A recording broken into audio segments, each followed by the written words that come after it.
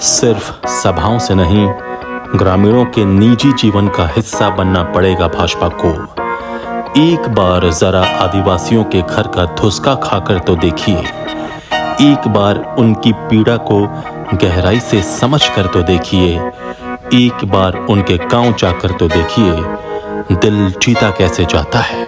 नमस्कार, आजाद सिपाही विशेष में आपका स्वागत है। मैं हूं राकेश सिंह। जगह जमशेदपुर का गोपाल मैदान। भारी बारिश, भीड़ और छतरी के नीचे लोग। अचानक गाड़ियों से सायरन की आवाजें आती हैं। प्रधानमंत्री नरेंद्र मोदी की एंट्री होती है। जैसे ही मोदी की एंट्री होती है, एक बुजुर्ग ग्रामीण आदिवासी महिला कहती है कि इतनी बारिश में भी मोदी हम लोगों से मिलने आ गया। वहीं पास में खड़ी एक आदिवासी महिला कहती है, हाँ, रांची से रोड से आया है। वे दोनों आदिवासी महिलाएं आश्चर्यचकित थीं। मैंने उनसे कहा कि नरेंद्र मोदी तो गाड़ी से आए हैं, आप लोग तो भीग कर उनका इंतजार कर रहे हैं। उन्होंने कहा कि मोदी को देखना था, प्रधानमंत्री हैं, इतनी बारिश में वह जमशेदपुर आए हैं, बहुत बड़ी बात है। मेरे और उन महिलाओं के बीच जो संवाद हुआ, उसमें उनकी जो भावनाएं प्रकट हुईं, वह कोई छोटी मोटी बात नहीं थी। यह एक संकेत है भाजपा नेताओं के लिए कि अगर ग्रामीणों में पैठ बनानी है तो उनके जीवन में झांकना पड़ेगा, उनके दिलों को छूना पड़ेगा, उनके जीवन का हिस्सा बनना पड़ेगा। उन्हें सचमुच में यह विश्वास दिलाना होगा कि भाजपा आपके करीब है, आपके दिलों के करीब है, आपके दुख दर्द में साथ है। पीएम भारी बारिश में सड़क से आए, यह वाकया उन महिलाओं के दिलों में घर कर गया। ये महिलाएं 3 घंटे से मोदी को देखने के लिए खड़ी थीं। सोच लीजिए, ऐसी वहां कितनी महिलाएं थीं जो दूध मुंह बच्चों को लेकर सिर्फ मोदी को देखने के लिए आई थीं। छोटे छोटे बच्चे, युवा, बुजुर्ग भारी बारिश में भीग कर सिर्फ और सिर्फ मोदी की एक झलक पाने के लिए घंटों इंतजार कर रहे थे। सोच लीजिए, अगर मोदी वहां किसी कारणवश नहीं पहुंच पाते तो उन लोगों के अरमानों का क्या होता, वे कितने निराश हो जाते। लेकिन मोदी भी मोदी हैं, वह भला अपने चाहने वालों को कहां निराश करते हैं। वह सड़क के रास्ते अब तक की सबसे लंबी यात्रा कर जमशेदपुर पहुंचे। उन्होंने यह नहीं सोचा कि सुरक्षा व्यवस्था कितनी दुरुस्त है। उन्होंने बस कोल्हान की जनता की भावनाओं को समझा और पहुंच गए जमशेदपुर। भाजपा को इससे सबक लेने की जरूरत है। भाजपा शहर में तो अपनी छाप छोड़ देती है, लेकिन ग्रामीण इलाकों में वह अभी भी ग्रामीणों के दिलों को छूने के लिए संघर्ष कर रही है। आखिर क्यों भाजपा ग्रामीणों में अपनी पैठ बनाने में कामयाब नहीं हो पाती और कैसे मिल सकती है इसमें सफलता, बता रहे हैं आजाद सिपाही के विशेष संवाददाता राकेश सिंह। झारखंड राज्य बड़ा ही अनोखा है। यहाँ के लोग व्यवहार मात्र से ही पिघल जाते हैं, खासकर ग्रामीण। जब भी आप झारखंड के ग्रामीण इलाकों में जाएंगे, आप पाएंगे कि उन इलाकों में लोग निश्चलता से भरे पड़े हैं। आप उनसे प्रेम से बात कीजिए, वे आपके लिए स्नेह का सागर खोल देते हैं। वे कुछ छिपाएंगे नहीं, खासकर आदिवासी। उन्हें झूठ बोलना ही नहीं आता। अगर वे झूठ बोलेंगे तो तुरंत पकड़ में भी आ जाते हैं। अगर उन्होंने कोई गलती की है और उनसे जरा घुमाकर कोई पूछ लेता है तो वे तुरंत सच्चाई उगल देते हैं। पीएम मोदी का भारी बारिश के बीच सड़क से जमशेदपुर आना कोई छोटी मोटी घटना नहीं है। इसको मानवीय आधार पर तौला जाए तो यह अपने आप में एक मिसाल है। इस घटना ने वहां पर आए ग्रामीणों में बहुत बड़ा मैसेज दिया है। लेकिन यहाँ समझने वाली बात यह है कि जमशेदपुर का गोपाल मैदान बिष्टुपुर इलाके में पड़ता है, जो शहरी क्षेत्र है, और शहरी क्षेत्रों में भाजपा मजबूत है। अगर यही आयोजन कोल्हान के ग्रामीण इलाके में हुआ होता तो इसका असर कुछ और ही हुआ होता। भाजपा की झारखंड के ग्रामीण इलाकों में पकड़ कमजोर है। यह हर चुनाव में सामने आ जाता है। भाजपा नेताओं को यह समझना होगा कि अगर उन्हें ग्रामीण इलाकों में पकड़ मजबूत करनी है तो उनके बड़े नेताओं को उन इलाकों में जाना ही होगा। ग्रामीणों के जीवन का हिस्सा बनना ही पड़ेगा। उनकी संस्कृति से उन्हें जुड़ना ही पड़ेगा। उनके साथ रहकर उनके पारंपरिक भोजन का स्वाद लेना ही पड़ेगा। साथ में बैठकर खाना पड़ेगा। उनकी पीड़ा को सुनना पड़ेगा। उनकी असल समस्याओं को जानना पड़ेगा और उसका हल भी निकालना पड़ेगा। आज के दौर में सभा से क्या होगा? सभा तो लोग घर में बैठकर भी मोबाइल से देख सकते हैं। भाषण ही देना है तो कहीं से दे दीजिए। उस भाषण का असर मात्र 10-20 हजार लोगों पर ही होगा जो वहां पर आए हैं या लाए गए हैं। लेकिन अगर यही पीएम कोल्हान के एक गांव में आते, लोगों का सुख दुख सुनते, उनके साथ वक्त बिताते, तो जो मैसेज वहां से जाता वह बड़ा ही अनोखा होता। फिर भाजपा को प्रचार तंत्र की जरूरत नहीं पड़ती। यह घटना इतिहास में दर्ज हो जाती। खैर, पीएम सुरक्षा कारणों से शायद ऐसा कार्यक्रम नहीं कर पाए। प्रोटोकॉल के हिसाब से वे हर जगह अपनी मर्जी से जा भी नहीं सकते। लेकिन भाजपा के अन्य नेताओं को किसने रोका है?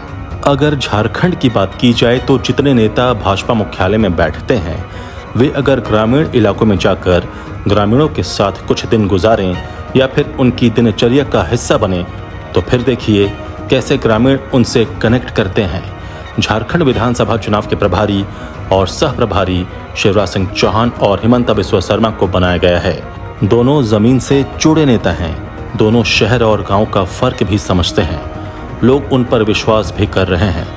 अगर सचमुच में भाजपा को ग्रामीणों के बीच अपनी मजबूत पैठ बनानी है तो इन्हें भी गांव ब्लॉक का दौरा करना पड़ेगा। शहर में तो वैसे ही भाजपा मजबूत है। एक उदाहरण सामने है। पिछले महीने असम के सीएम और भाजपा के चुनाव सह प्रभारी हिमंता बिस्वा शर्मा जब संथाल परगना के गायबथान गए थे तो ग्रामीणों के बीच उसका बहुत ही सकारात्मक असर पड़ा था। फिलहाल झारखंड में भाजपा में मात्र एक ही ऐसा नेता है जो गांव-गांव आज भी घूमता है। ऐसा कोई गांव नहीं जहां वह नेता वहां के 20-25 लोगों को नाम से नहीं जानता। वह और कोई नहीं, भाजपा के प्रदेश अध्यक्ष बाबूलाल मरांडी हैं। बाबूलाल मरांडी सिर्फ आदिवासी नेता नहीं हैं, वह अन्य वर्गों को भी रिप्रेजेंट करते हैं।